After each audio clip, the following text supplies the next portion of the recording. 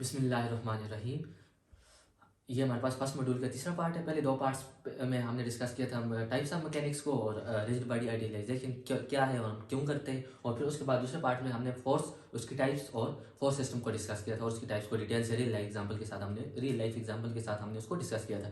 अब इस पार्ट में हम पढ़ेंगे Newton laws, first law, second law, third law, gravitational law and parallelogram law हम नहीं पढ़ रहे हैं, इसको हम डिटेल से पढ़ेंगे। ये हमारे पास बेसिक प्रिंसिपल ऑफ मैकेनिक्स है और प्रिंसिपल ऑफ ट्रांसमिबिलिटी बहुत इंपॉर्टेंट है, वेरी वेरी इंपॉर्टेंट है। इसको हम थोड़ा सा डिटेल से भी पढ़ेंगे और इस पर ज़रा तवज्जो भी देंगे। तो स्टार्ट लेते हैं। हमारे पास न्यूटन फर्स्ट लॉ से, तो ऐसा कि सबको पता है Newton first law. Newton first law हमारे पास क्या है कि resultant of a force system acting on a body is equal to zero. कि हमारे पास एक फोर्स सिस्टम हमने डिस्कस कर दिया, क्या है, एक बॉडी है, उसमें बहुत सारी फोर्सेज लग रही हैं, कुछ इस डायरेक्शन में लग रही है, कुछ इस डायरेक्शन में लग रही है, कुछ इस डायरेक्शन में लग रही है। उन सब का रिजल्टेंट अगर हमारे पास जीरो हो तो वो बॉडी अपनी स्टेट को मेंटेन रखेगी। अगर वो हमारे पास रेस्ट में है तो रेस्ट में रहेगी, यूनिफॉर्म मोशन में है तो यूनिफॉर्म मोशन में रहेगी। अगर वो हमारे पास मोशन में है यानी नॉन यूनिफॉर्म मोशन में, तो वो अपनी नॉन यूनिफॉर्म मोशन को मेंटेन रखेगी उसी हालत में। अगर उसका रिजल्टेंट क्या हो जाए, जीरो हो जाए, simple resultant of a force system is equal to zero, then body will maintain its state of rest और state of motion. For example हमारे पास न्यूटन का दूसरा लॉ क्या है कि हमारे पास if the resultant of a force system is not equal to zero. पहले लॉ में हमारे पास क्या रिजल्टेंट जीरो हो तो फिर क्या होता है। दूसरा लॉ है हमारे पास अगर रिजल्टेंट जीरो ना हो तो फिर क्या होगा। If the resultant of a force system is not equal to zero then the body will accelerate in the direction of resultant. तो बॉडी रिजल्टेंट की डायरेक्शन में एक्सेलरेट करेगी। The magnitude of acceleration is directly proportional to the magnitude of resultant and inversely proportional to the mass of the body. अगर इसको हम mathematically लिखें तो F equal to ma लिखते हैं। ये हमारे पास ये सेम बॉडी है, इसमें हमारे पास एक फोर्स लगी जिसकी वजह से इसका रिजल्टेंट जीरो ना हुआ, तो वो बॉडी इस फोर्स की डायरेक्शन में, फॉर एग्जांपल जो रिजल्टेंट की डायरेक्शन होगी, हम अज्यूम करते हैं कि रिजल्टेंट ये है, तो बॉडी इस डायरेक्शन में क्या करेगी, एक्सेलरेट करेगी, जिसका जो कि हमारे पास रिजल्टेंट के मैग्नीट्यूड के साथ डायरेक्टली रिलेटेड है। जितना ज्यादा रिजल्टेंट होगा उतनी ज्यादा एक्सेलरेशन बॉडी में प्रोड्यूस होगी। जितना ज्यादा रिजल्टेंट का मैग्नीट्यूड होगा, जितना ज्यादा मास होगा उतना कम एक्सेलरेशन प्रोड्यूस होगी। ये हमारे पास न्यूटन का सेकंड लॉ है। न्यूटन का सेकंड लॉ हमारे पास स्टैटिक्स में इतना नहीं यूज होता, ये हम यूज करेंगे काइनेटिक्स में इंशाल्लाह और फिर उसको डिटेल में पढ़ेंगे। लेकिन अभी हमारे पास फर्स्ट लॉ यूज होता हो Newton third law. Third law हमारे पास क्या कहते हैं, the force of action and reaction between two bodies in contact. अगर दो बॉडी कांटेक्ट में, उनमें जो एक्शन और रिएक्शन की फोर्स है वो हमारे पास इक्वल इन मैग्नीट्यूड होगी, opposite in direction and have same line of action. कि हमारे पास दो बॉडीज हैं, वो किस में है, कांटेक्ट में है। ये बॉडी 1 है, ये बॉडी 2 है। अगर हम इनको अलग अलग ड्रा करें तो ये बॉडी 1 है, ये बॉडी 2 है, तो इनके दरमियान जो फोर्स होगी, force of action and reaction, just हम ये अज्यूम कर रहे हैं कि बॉडी 1 क्या कर रही है, एक्शन कर रही है, तो हमारे पास बॉडी 1 2 पे क्या लगाएगी, फोर्स लगाएगी। Force exerted on 2 by body 1। तो हमारे पास बॉडी 1 ने जो फोर्स लगाई उसी सेम लाइन ऑफ एक्शन में सेम मैग्नीट्यूड की एक फोर्स बॉडी 2 भी लगाएगी, बट अपोजिट इन सेंस, कि उसका सेंस क्या हो जाएगा, अपोजिट हो जाएगा। Force exerted on 1 by body 2। हमारे पास न्यूटन थर्ड लॉ को अगर हम मैथमेटिकली लिखें तो इसका ये मतलब है कि F12 is equal to minus time of F21। Force exerted between the force will have equal magnitude, same line of action and opposite in direction. ये दोनों एक दूसरे के इफेक्ट को कैंसिल कर रही है, तभी ये बॉडी हमारे पास किस में, रिएक्शन में। अगर इनका लाइन ऑफ एक्शन डिफरेंट होता तो ये मूवमेंट जनरेट कर सकती थी, और अगर हमारे पास ये मैग्नीट्यूड अलग होता तो बॉडी जिसकी तरफ मैग्नीट्यूड ज्यादा उस डायरेक्शन में क्या करती, एक्सेलरेट करती। फिर इसके बाद हमारे पास gravitation law.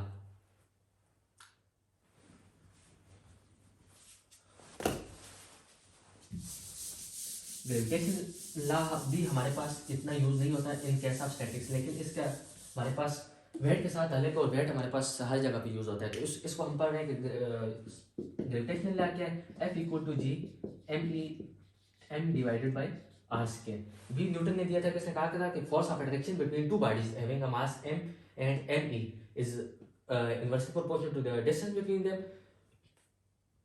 And directly related to the products of their masses. और ये हमारे पास जब इसको जब हम प्रोपोर्शनल को खत्म करते हैं तो हमारे पास क्या आ जाता है, कांस्टेंट आ जाता है जी। अगर इसको हम एम ई को मास ऑफ अर्थ लें, ये हमारे पास पहले मास होगा सिंपल। अगर एम को हम मास ऑफ अर्थ अज्यूम करें और रेडियस को आर को हम रेडियस ऑफ अर्थ अज्यूम करें, तो इससे हमारे पास आ जाएगा weight of a body.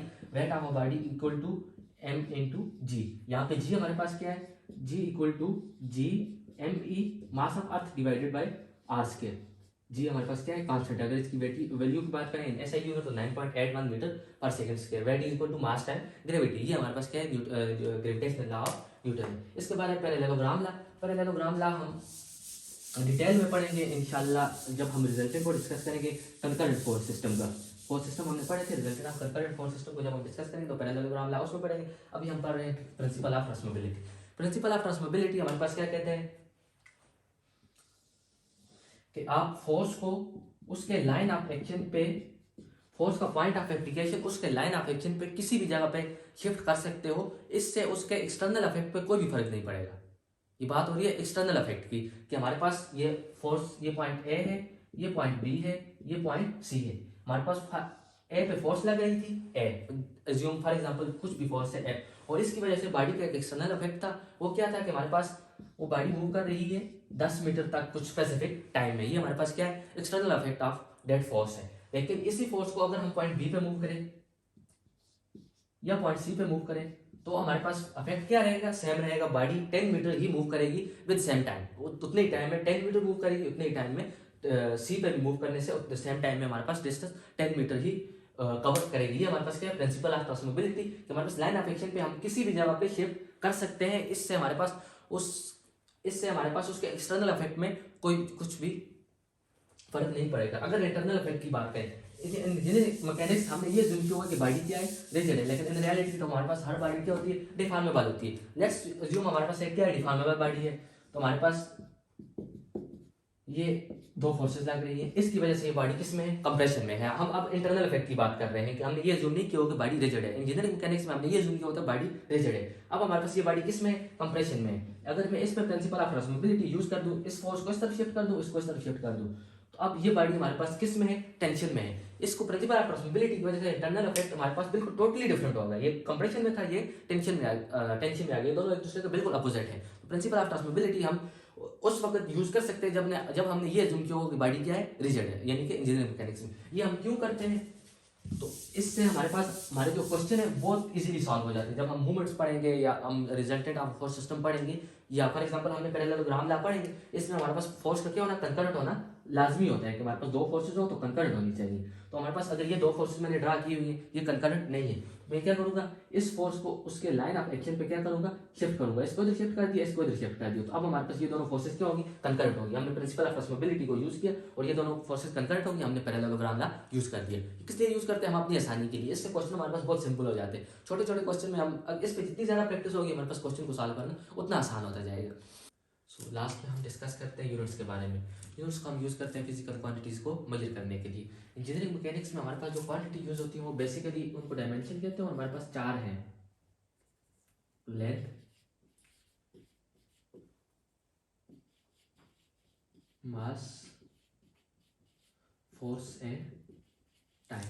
Time की बात की जाए तो ये हमारे पास स्टैटिक में इतना यूज़ नहीं होता। टाइम का यूज़ हमारे पास किस में है, डायनेमिक्स में। अगर स्टैटिक की बात की जाए तो हमारे पास तीन क्वांटिटीज़ हैं, लेंथ, मास और फोर्स। पूरी स्टैटिक्स में हमारे पास ये यूज़ होगी, और इनको डील करने के लिए हमारे पास बहुत से सिस्टम है, यूनिट्स के बहुत से सिस्टम है। लेकिन बेसिकली हम डील करेंगे सिर्फ दो के साथ, फुट पाउंड सिस्टम के साथ और एसआई सिस्टम के साथ। हम दो के साथ क्यों डील करेंगे, तो अगर एट द करंट टाइम देखा जाए तो हमारे पास SI system as international system और इसको फॉलो करने के ऑर्डर्स आ गए हैं। मतलब टाइम के साथ साथ ये पूरी दुनिया में फॉलो होने लग जाएगा। लेकिन एट द मोमेंट हमारे पास बहुत सी इंग्लिश कंट्रीज में फुट पाउंड सिस्टम यूज़ हो रहा है। हमारे पाकिस्तान में भी इस वक्त foot pound system use follow हो रहा है। हम मेजरमेंट हमेशा फीट और इंचज़ में करते हैं। तो हमने देखना है फुट पाउंड सिस्टम में इनके यूनिट्स, बेसिक यूनिट क्या है, और फिर हम किन किन यूनिट में मेजर करते हैं। फिर एसआई सिस्टम में इनके यूनिट क्या है और किन में मेजर कर सकते हैं। फिर दोनों के दरमियान रिलेशन, और एंड में कुछ एग्जाम्पल्स को डिस्कस करेंगे। और स्टार्ट लेते हैं हम फुट पाउंड सिस्टम में। फुट पाउंड सिस्टम में अगर लेंथ की यूनिट की बात की जाए तो हमारे पास बेसिकली वो क्या है, फीट है। लेकिन इसी लेंथ को हम मेजर करते हैं इंच में भी। इंच जब भी लिखते हैं इसके आगे हम छोटा सा ये डाट लगाते हैं, इसको मतलब इंग्लिश अल्फाबेट इन से अलग करने के लिए इंच। बाकी किसी यूनिट के एंड में हमारे पास फुल स्टॉप नहीं आता सिवाय इंच के। इंच है हमारे पास, माइल है और यार्ड है। हमारे पास एक फीट में 12 इंचेस होते हैं, और एक यार्ड में हमारे पास 3 फीट, और एक माइल की बात की जाए तो हमारे पास 5280 फीट। 12 इंचेस, 3 फीट और 5280 फीट हमारे पास, ये हमारे पास लेंथ के यूनिट है बेसिकली जो हम फुट पाउंड सिस्टम में यूज़ करते हैं। अगर मास की बात की जाए या पहले फोर्स की बात करते हैं, क्योंकि फोर्स हमारे पास एफपीएस सिस्टम में एक डिराइव क्वांटिटी डील किया जाता है। फोर्स को हम एफपीएस सिस्टम में as a basic quantity treat करते हैं, जबकि इस मुकाबले में मास को हम क्या करते हैं as a derive quantity treat करते हैं। उसको हम F equal to M A से डिराइव करते हैं। फोर्स के यूनिट की बात की जाए तो फुट पाउंड सिस्टम में हमारे पास क्या है, पाउंड है। इसको हम पाउंड में या किलो पाउंड में मेजर करते हैं। और मास की यूनिट की बात की जाए तो वो यूनिट हमारे पास क्या है, स्लग है। इसको हम डिराइव करते हैं F equal to M A से। इसमें हमारे पास फोर्स एक बेसिक क्वांटिटी, एक्सेलरेशन हमारे पास क्या है, वेलोसिटी, और वेलोसिटी हमारे पास distance per unit time. Distance भी, लेंथ भी हमारे पास बेसिक क्वांटिटी और टाइम भी हमारे पास बेसिक क्वांटिटी। इससे हम डिराइव करते हैं स्लग को। फुट पाउंड सिस्टम में हमारे पास लेंथ को हम बेसिकली फीट में मेजर करते हैं, फोर्स को पाउंड में और मास को स्लग में। अगर एसआई सिस्टम की बात की जाए तो हमारे पास लेंथ का बेसिक यूनिट हमारे पास क्या है, मीटर है, लेकिन हम इसको मेजर करते हैं किलोमीटर में, मिलीमीटर में और सेंटीमीटर में। मास की यूनिट की बात की जाए तो हमारे पास क्या है, किलोग्राम। मास इसमें हमारे पास क्या है, डिराइव बेसिक क्वांटिटी डील होता है। इसमें हमारे पास force as a derive quantity treat किया जाता है, जिसका यूनिट क्या है, न्यूटन। अगर हम इसके F equal to M A से इसको डिराइव करें तो मास का यूनिट क्या है, किलोग्राम। एक्सेलरेशन हमारे पास क्या होता है, मीटर पर सेकंड स्क्वायर। मीटर पर सेकंड स्क्वायर हमारे पास 1 Newton, Newton is equal to kilogram into metre पर सेकंड स्क्वायर। ये हमारे पास यूनिट्स है दोनों सिस्टम में, एसआई में और फुट पाउंड सिस्टम में। ओवरऑल हमें कन्वर्जन की जरूरत पड़ेगी, कभी हमें फुट पाउंड सिस्टम में शिफ्ट होना होगा और कभी हमें एसआई सिस्टम में क्वांटिटीज को डील करना होगा। तो हम इन दोनों के दरमियान रिलेशन पढ़ते हैं। बेसिकली हमें स्टैटिक्स में 3 क्वांटिटी यूज करते हैं, तो हम 3 का रिलेशन देखेंगे। अगर सेकंड की बात की जाए तो दोनों यूनिट में उसका दोनों सिस्टम में उसका यूनिट हमारे पास हमेशा सेकंड ही रहता है। अगर लेंथ की कन्वर्जन की बात की जाए तो हमारे पास 3.28 feet is equal to 1 metre.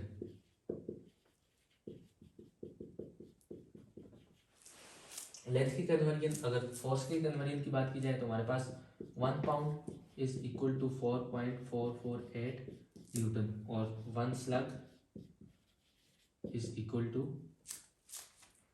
14.59 kilogram. ये हमारे पास बेसिकली 3 रिलेशन है जो हम ओवरऑल यूनिट को कन्वर्ट करने के लिए पूरी स्टैटिक्स में यूज करेंगे। 3.28 feet equal to 1 metre, 1 pound equal to 4.48 Newton और 1 स्लैग इक्वल टू 14.59 केजी। जब भी हम एक सिस्टम से दूसरे सिस्टम में जाते हैं, for example foot pound system से एसआई सिस्टम में जाने के लिए हमें इन तीनों में से कोई ना कोई एक यूनिट, कोई ना कोई एक रिलेशन इस्तेमाल करना होगा, एसआई से एफपीएस में या एफपीएस से एसआई में। लेकिन अगर बेसिकली हमें सिस्टम के दरमियान शिफ्ट होना हो, फॉर एग्जांपल हमें माइल से फीट में जाना हो, तो फिर हमारे पास बेसिक उसी इन तीनों में से कोई भी रिलेशन यूज नहीं होगा, उसी सिस्टम का रिलेशन यूज होगा। जैसे अगर माइल से फीट में जाना हो तो हमारे पास ये वाला रिलेशन यूज होगा कि 1 माइल इक्वल टू 5280 फीट।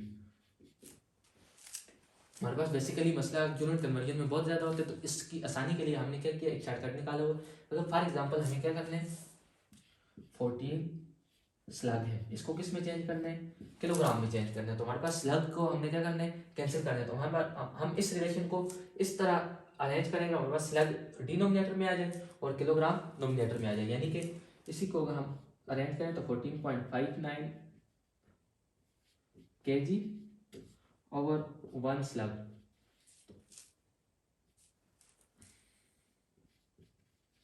तो ये हमारे पास किसके बराबर आ जाएगा, 1 के बराबर आ जाएगी, क्योंकि हमारे पास इसको लिख सकते हैं 1 मल्टीप्लाई बाई दिस। तो ये हमारे पास तरफ जाके क्या हो जाएगा, डिवाइड हो जाएगा। तो हम 14 स्लैब को किसके साथ मल्टीप्लाई करते हैं, 1 के साथ, यानी कि 14.59 kg ओवर 1 स्लग। तो हमारे पास स्लग स्लग के साथ क्या हो जाएगा, कैंसिल हो जाएगा, और 14.59 को 14 के साथ मल्टीप्लाई करने से हमारे पास ये आंसर किस में आ जाएगा, केजी में आ जाएगा। जब भी हम यूनिट को कन्वर्ट करेंगे तो हमारे पास कभी स्लग को कैंसिल करना होगा, कभी किलोग्राम को। अगर फॉर एग्जांपल इस केस में हमें स्लग से किलोग्राम में जाना है, हमने इस रिलेशन को इस तरह यूज किया। अगर बिलफर्ज हमें किलोग्राम से किस में जाना हो, स्लग में जाना हो, तो इस रिलेशन को हम क्या करेंगे, अब उल्टा करके यूज करेंगे, 1 स्लग इक्वल टू 14.59 kg। हमारे पास या तो ये 1 lakh divided by 14.59 kg use करेंगे या 14.59 kg ओवर 1 लाख, जब भी हमें इसको कन्वर्ट करना होगा। अब हम देखते हैं इस पे एक एग्जांपल देखते हैं।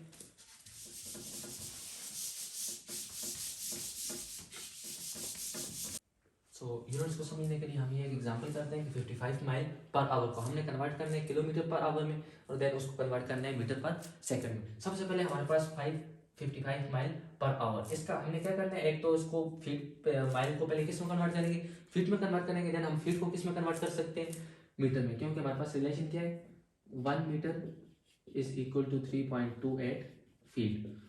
और अगर हमने माइल को फीट में कन्वर्ट करना है तो हमारे पास 1 mile is equal to 5280 feet. अब हमारे पास क्या है, 55 माइल पर आवर। हमने क्या करना है, माइल को खत्म करना है, यानी कि ये वाला माइल हमें किस में चाहिए, डिनोमिनेटर में चाहिए। तो हमारे पास इधर से ये रिलेशन बन जाएगा 1 equal to 5280 feet over 1 mile, यानी कि हम 5280 फीट ओवर 1 माइल। ये दोनों आपस में बराबर है और ये दोनों कैंसिल होकर किसके बराबर आ जाते हैं, 1 के बराबर आ जाते हैं। तो इससे हमारे पास इक्वेशन पे कुछ भी फर्क नहीं पड़ता। 5280 फीट ओवर 1 माइल। अब हमने क्या करना है, फीट को किस में कन्वर्ट करना है, मीटर में कन्वर्ट करना है। तो इसी यूनिट को हम क्या करते हैं, 3.28 feet 1 metre equal to 3.28 feet. हमने क्या करना है, फीट को कैंसिल करना है, यानी कि ये हमें किस में चाहिए, डिनोमिनेटर में चाहिए। तो इस रिलेशन को हम अरेंज करेंगे 1 मीटर ओवर 3.28 फीट। अगर हमने मीटर से फीट में जाना होता तो हमें क्या चाहिए होता, फीट ऊपर चाहिए होता और मीटर नीचे चाहिए होता। इस वक्त हमने फीट को कैंसिल करना है, यानी कि मीटर लाना है। तो इस रिलेशन को हमको अरेंज करना होगा 1 मीटर ओवर 3.28 फीट। तो 1 मीटर ओवर 3.28 फीट। तो आप देखें माइल माइल के साथ कैंसिल हो जाएगा, फीट फीट के साथ कैंसिल हो जाएगा। 55 इंटू 5280 ओवर 3.28, और यूनिट हमारे पास इधर से मीटर बच जाएगा और इधर से क्या बच जाएगा, आवर बच जाएगा। लेकिन हमें किस में चाहिए था, किलोमीटर पर आवर में। तो हमारे पास किलो का क्या रिलेशन है, 1 किलो इक्वल टू 1000। 1 किलो हमारे पास किसके बराबर होता है, 1000 के बराबर होता है। तो हमें क्या चाहिए, किलो चाहिए। तो हमारे पास इसको क्या कर देंगे, 1K ओवर 1000। इससे हमारे पास K और 1000 कैंसिल हो जाएंगे, लेकिन ओवर वाली इक्वेशन पे कुछ फर्क नहीं पड़ेगा। तो हमारे पास अब बच जाएगा किलोमीटर पर आवर में। अगर हम इसको कैलकुलेट करें तो 55 multiply by 5280 over 3.28 multiply by 1000, तो हमारे पास बनते हैं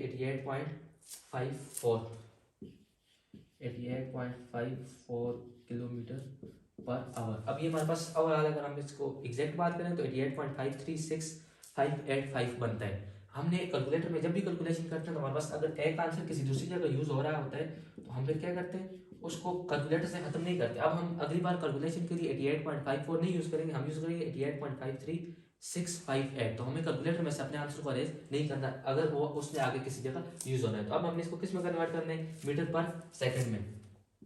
तो हमारे पास क्या हो जाएगा 88.54। अब हमने किलो को खत्म करना है, पहले यहाँ पे हमने किलो को लाना था तो इधर क्या करना है, खत्म करना है। तो ये हमारे पास आ जाएगा किलोमीटर पर आवर। इसी रिलेशन को हम क्या करेंगे, 1000 ओवर 1K, के के साथ क्या हो जाएगा, कैंसिल हो जाएगा। अब हमने क्या करना है, जस्ट आवर को क्या करना है, कैंसिल करना है। तो हमारे पास 1 hour equal to 3600 second. Hour को खत्म करना है, मतलब आवर हमें नोमिनेटर में चाहिए, क्योंकि इस वक्त हमारे रिलेशन में किस में, डिनोमिनेटर में। तो हम क्या करेंगे, 1 आवर ओवर 3600 सेकेंड। आवर के साथ कैंसिल हो जाएगा, किलो किलो के साथ कैंसिल हो जाएगा। ओवर यूनिट हमारे पास बचेगा मीटर पर सेकेंड, इधर से मीटर बचेगा एंड सेकंड बचेगा।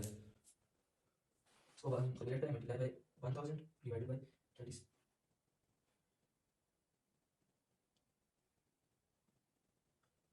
डिवाइडेड बाय 3600, तो ये हमारे पास बनता है 24.59। तो इसको हम लिख सकते हैं 55 माइल पर आवर को अगर मीटर पर सेकंड में लिखें तो हमारे पास बनते हैं 24.6 मीटर पर सेकंड। ये हमने एक एग्जांपल की थी, माइल पर आवर को पहले कन्वर्ट किया किलोमीटर पर आवर में, देन हमने मीटर पर सेकंड में। हमने अपने जो भी रिलेशन यूज़ किए, अगर इनकी बात की जाए